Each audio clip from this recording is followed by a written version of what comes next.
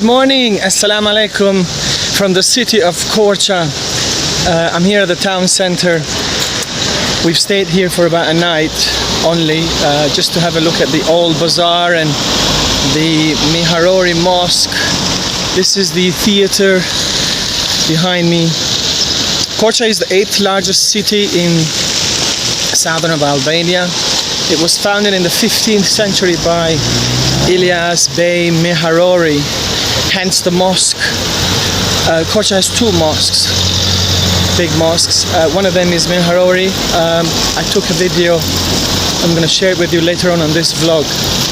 But yeah, Korça was in my target to come and visit, purely because it is known for its cleanliness, tidiness, organizing the city well.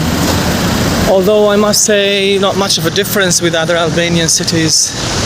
Unfortunately, there is no connection directly from Korça to Berat. We wanted to head to Berat today, but it's a bit of a longer journey, even though they're quite parallel, opposite to each other. But that's Albania for you. I think they're working on motorways, connecting cities, very old roads, unless you go through the long way. But yeah, let me just take you briefly through. This is what's known as some of the landmarks of Korça, landmarks such as the old Bazaar. Right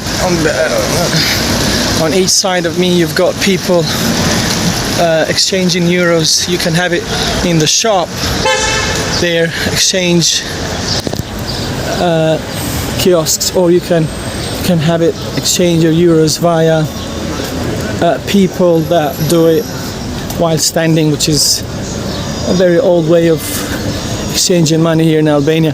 But yeah, let's talk about Korça. As I mentioned, it's the 8th largest city.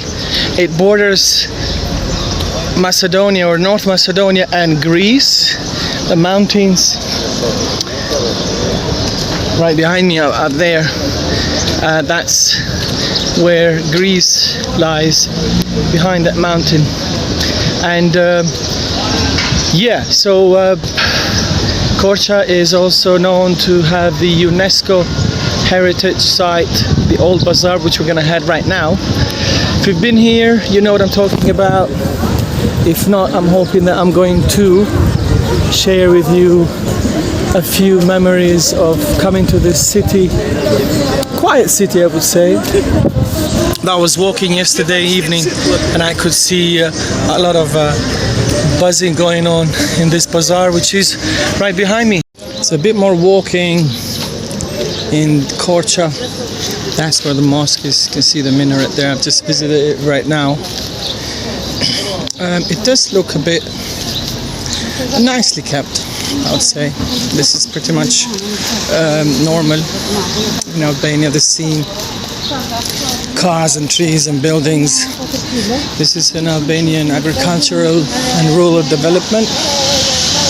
You can see here the Republic of Albania sticker behind on top there. Just curious to see what Albanian shops offer in terms of sale. This is some that's the social I'm not sure what it is exactly, but it's the municipality of Korça. This is a travel agent shop. A lot of Albanians want to fly around, and this is a bookshop. Interesting, Albanians do like to read. A couple of people there buying, purchasing stuff. What else do we have? Let's have a look. About 20 years ago, these telephone kiosks were put up for people, and then eventually no one using them now. It's been damaged actually. Exchange shop, money exchange, restaurant.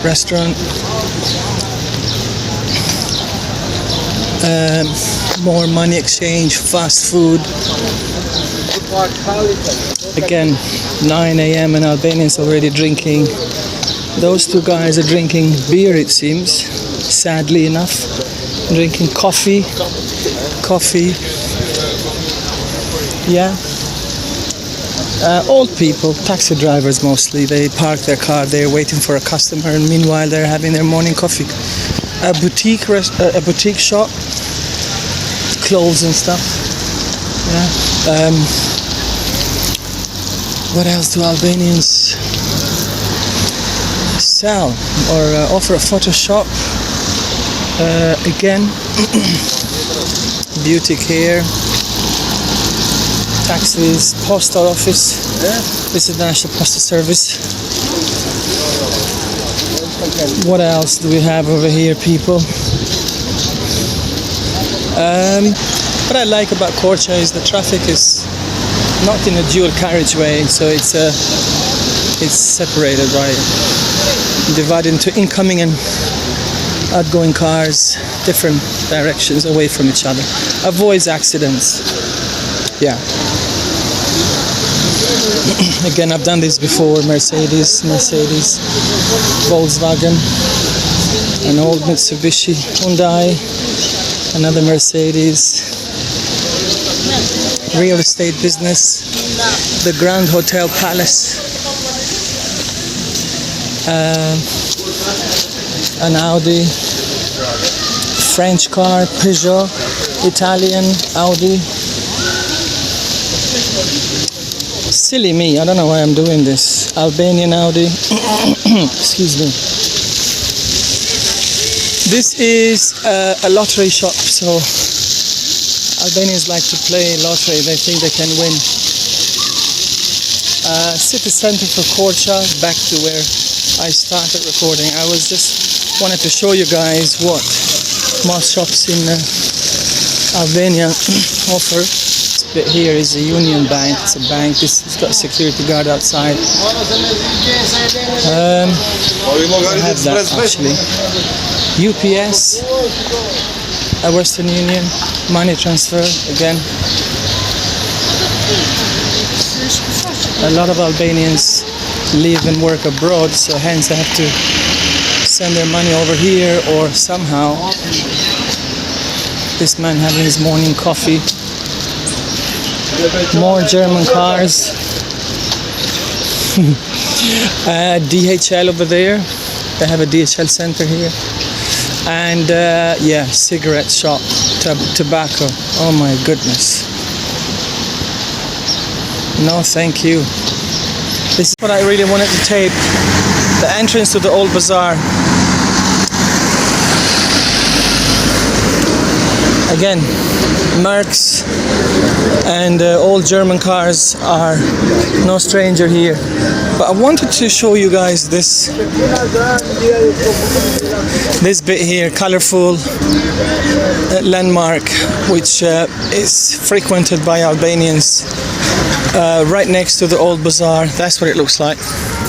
I'm not sure what it symbolizes, but I can see elements of Albanian culture there, like carpet style, some designs, handmade, stitched, the top one. Really nice. Yeah, so moving on, we're gonna go to the old bazaar. Again, some Turkish dominance culture here. Very much on the display here. Pretty much like Gjirokastra, but slightly lower scale, because Gjirokastra was built on top of a hill, whereas Korça is known to have fields mostly. Huge area, which is used for, yeah, so compared today, this morning at 9 a.m. with yesterday, is a bit of a huge difference actually. Most shops are closed, but this is the old bazaar. You can see roads made of stones still exist. And here we go. People are still opening up their shops, but this is the UNESCO heritage site. Again, they're starting to come out and opening up. Obviously, mostly what they sell is drinks, to be honest.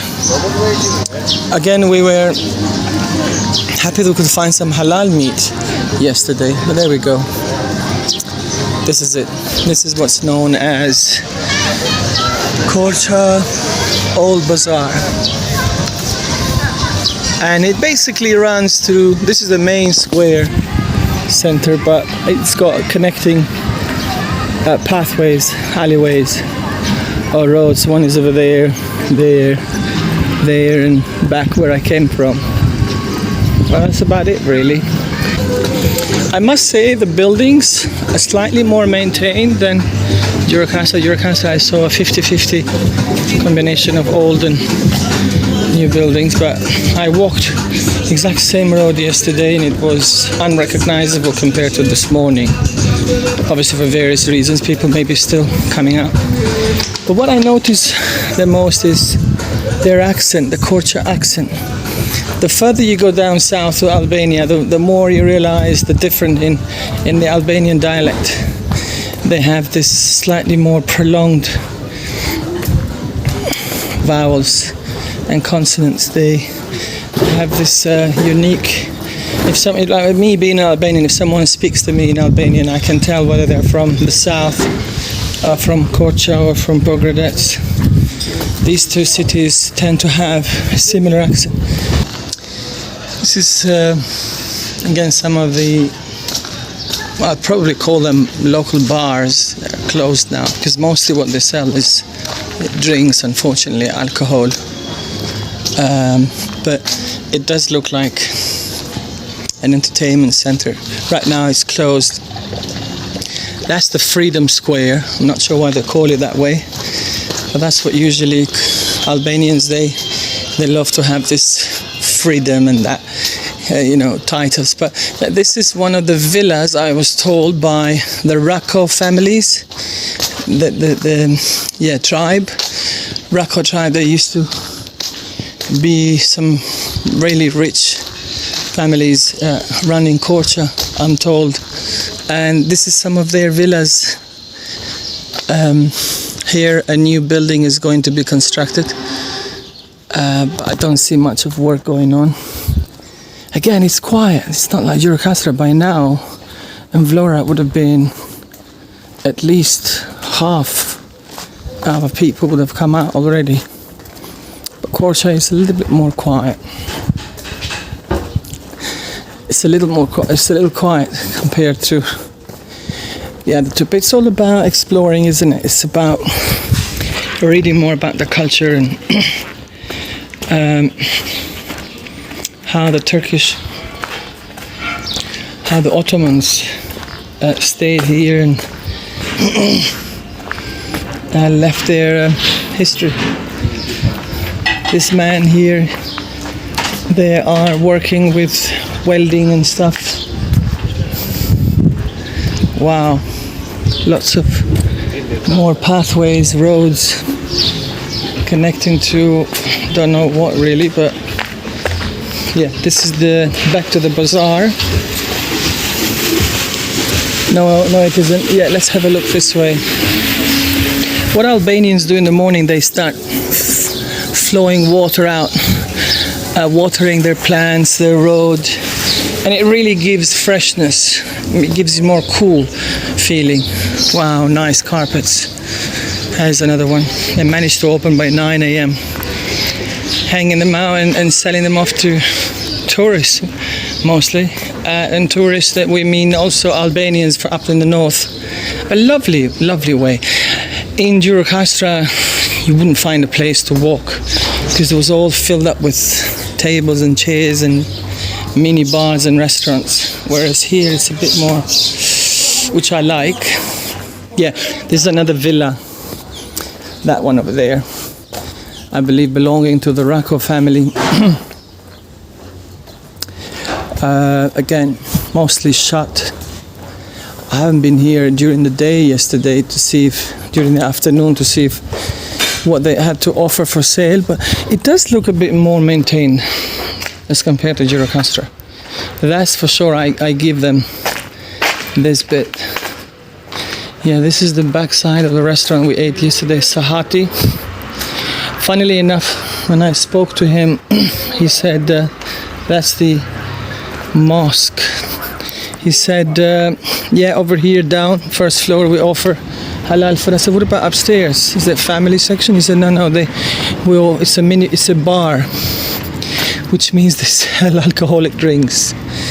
Again, you give salam alaikum at the entrance, and then up on the second floor they offer alcohol, which is sad.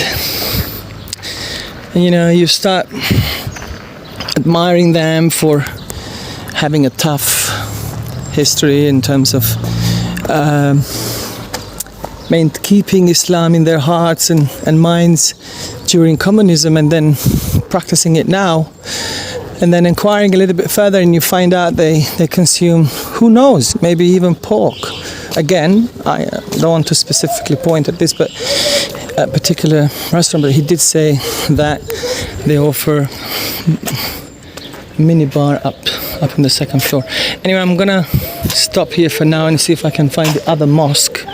I took this video yesterday about the mosque, Miharori Mosque, dedicated to, again, the Turkish leader who founded and ran Korçë for almost 400 years, quite a long time.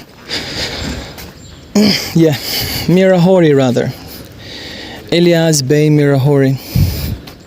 The first and the most ancient building in Korça, built in 1496. It has a historical, cultural and religious value. The mosque is the first monument built with lead cubes in Albania. It has a particular building technique, and this is the reason why it has been considered one of the most rare mosques in the Balkans. The paintings inside the buildings are made in the 18th century. Again, I'll show you the rest of the video that I took from inside. But that's about it. A powerful earthquake in 1960 destroyed the clock tower, which is this one here. But then it was rebuilt and it was reopened in 1991. And it's a cultural monument. This lady here, a municipality worker, she is wetting the floor, the grass, and again, to A, grow it, but also B, to give that.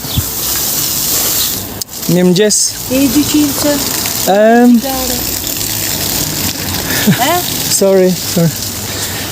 Right. Interesting. Do you have anything to offer? She's saying. See, listen, I don't mind all that, but like, if you are in a full-time job, I mean, the salaries in Albania are like a joke. Don't even ask. Average salary is 350 euros. Normal salary is like 550, 600 euros, which is not very nice, really. This is some Albanian policemen doing their daily tasks, going and checking some of the businesses maybe, or whatever duty they have. Furbuka. This is a bakery shop. I'm gonna have some breakfast later on. Yeah, so I think that's about it, really. I really wanted to see the second mosque. I was told it's bigger than Miharori Mosque, but don't forget the Mercs and the BMs and the Audis, which Albanians know it better. There is an exceptionally brilliantly looking Mercedes. And on that note, take care, goodbye from Korça. Assalamu alaikum, everybody.